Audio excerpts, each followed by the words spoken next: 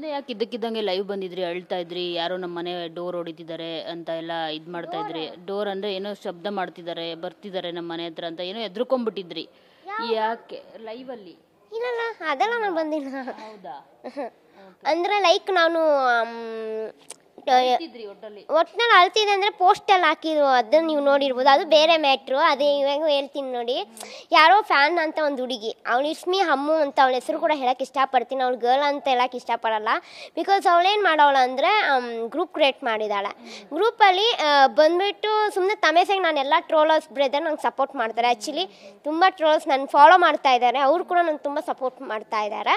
So ನನ್ನ ವ್ಯಕ್ತಿತ್ವ ಹಾಗೆ ಅಷ್ಟೇ, ನಾನು ಆ ಥರ ಅಂತಲ್ಲ, ನನ್ನ ವ್ಯಕ್ತಿತ್ವ ಹಾಗೆ ಅವ್ರಿಗೆ ಕೊಡೋ ಗೌರವಕ್ಕಾಗಿ ಅವರು ನನ್ನ ತಂಗಿಂತ ಸ್ವೀಕರಣೆ ಮಾಡಿ ಸಪೋರ್ಟ್ ಮಾಡ್ತಾರೆ. ನಾನು ಸುಮ್ಮನೆ ತಮೇಸಾಗಿ ಹೇಳ್ತಿದ್ದೆ ನನ್ನ ಟ್ರೋಲ್ ಮಾಡಿ ಅಂತ. ಆ ಗ್ರೂಪಲ್ಲೂ ಬಂದು ನನಗೆ ಕಿಪ್ಪಿ ಅಕ್ಕ ನಾನು ಫ್ಯಾನ್ಸು ಅಂತೆಲ್ಲ ಆಗ್ತಾಯಿದ್ರು. ಸೊ ನಾನೇನು ಮಾಡಿದೆ, ಆಗ್ತಾ ಇರೋ ಕಾರಣಕ್ಕಾಗಿ ನಾನು ಅಲ್ಲಿ ರೆಸ್ಪಾನ್ಸ್ ಕೊಟ್ಟೆ. ಎಲ್ಲರಿಗೂ ರೆಸ್ಪಾನ್ಸ್ ಕೊಡ್ತೀನಿ. ತುಂಬ ಜನ ಹೇಳ್ತಾರೆ ಆಂಕರ ದುರಾಂಕರ, ನಾವು ನಮ್ಮಿಂದ ಬೆಳೆದ್ಬಿಟ್ಟು ನಮ್ಗೆ ರೆಸ್ಪಾನ್ಸ್ ಮಾಡಲ್ಲ ಅಂತಾರೆ. ಸೊ ಹಂಗೆಲ್ಲ ಅನ್ಸ್ಕೋಬಾರ್ದು, ಅವರು ನಮ್ಮಂಗೆ ಅಲ್ವಾ ಅಂತೇಳಿ ರೆಸ್ಪಾನ್ಸ್ ಮಾಡೋಕ್ಕೆ ಹೋದೆ. ರೆಸ್ಪಾನ್ಸ್ ಮಾಡುವಾಗ ಏನಾಗೋಯ್ತು, ಅಲ್ಲೇ ಹಾಕಿದ್ರು ಅವರು ಯಾರೋ ಟ್ರೋಲರು ಕೂಡ ಆ್ಯಡ್ ಮಾಡಿ ನಂಗೆ. ಟ್ರೋಲರ್ಸ್ ಅವತ್ತು ಆ ಟ್ರೋಲರು ಅಯ್ಯಪ್ಪ ಟೆಂಪಲ್ದು ಅಯ್ಯಪ್ಪ ಮಾಲೆ ಹಾಕ್ಕೊಂಡಿದ್ರು ಅಂತ. ಸೊ ಅವರು ಯಾವ ಥರ ಇರಬೇಕು, ಟ್ರೋಲರ್ ಆಗಿದ್ರೆ ಯಾವ ಥರ ಇರಬೇಕು. ಎಷ್ಟೊಂದು ಟ್ರೋಲರ್ಸ್ ನೋಡಿದ್ದೀನಿ, ಅವ್ರಿಗಿಂತ ಎಷ್ಟೊಂದು ಟ್ರೋಲರ್ಸ್ನ ನಾನು ನೋಡಿದ್ದೀನಿ. ಅವ್ರು ಏನು ಮಾಡಿದ್ದಾರೆ ಅಂದರೆ, ನಾನು ಸುಮ್ಮನೆ ಯಾರಿಗೋ ಏನೋ ಅಂತ ಇದ್ರು, ನಾನು ಅದಕ್ಕೆ ಸುಮ್ಮನೆ ತಮೆಸೆಗಾಗಿ ಹೇಳಿದೆ ಟ್ರೋಲ್ ಮಾಡಿ, ನನ್ನನ್ನು ಟ್ರೋಲ್ ಮಾಡಿ ಅಂತ ಹೇಳಿದಾಗ ಅವ್ರು ನಾನು ಏಕವಚನದ ಏನೇನೋ ಮಾತಾಡೋದು ಸ್ಟಾರ್ಟ್ ಮಾಡಿಬಿಟ್ರು. ನಾನು ಅದಕ್ಕೆ ಏನು ಮಾಡಿದೆ, ನನಗೊಂದು ಟ್ರೋಲರ್ ಅನ್ನ ಪರಿಚಯ ಇದ್ದರು, ಆ ಅಣ್ಣನ ಹ್ಯಾಡ್ ಮಾಡಿದೆ. ಅವರು ಬೈದುಬಿಟ್ರು. ಆ ಕಡೆ ನಾ ಬೈದಾದ್ಮೇಲೆ ನಾನು ಲೆಫ್ಟ್ ಆಗಿಬಿಟ್ಟೆ. ಅವರು ಹೇಳಿದ ಇಂಥ ಹುಚ್ಚುಗಳು ಸವಾಸ ಯಾಕೆ ಬೇಕು ಅಂತೇಳಿ.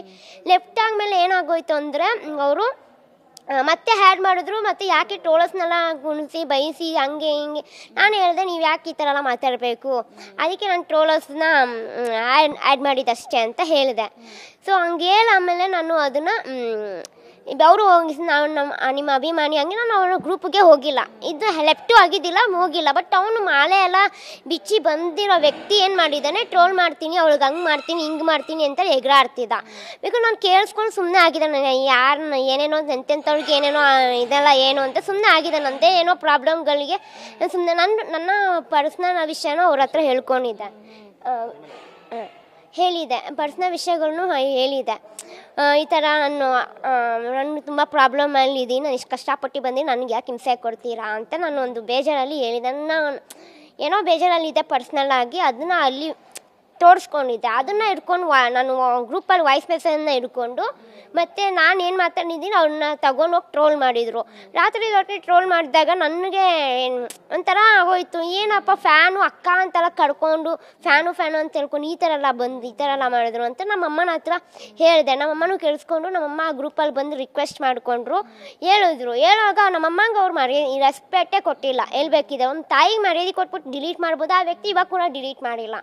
ಸೊ ನಾನೇನು ಮಾಡಿದೆ, ನೀವು ಸಾರಿ ಕೇಳಿಸಿ ಸಾರಿ ಅಂತ ವೀಡಿಯೋ ಮಾಡಿಕೊಟ್ರೆ ಬಿಡ್ತೀನಿ ಅಂತ ನಮ್ಮಮ್ಮ ಹೇಳಿದ್ರು.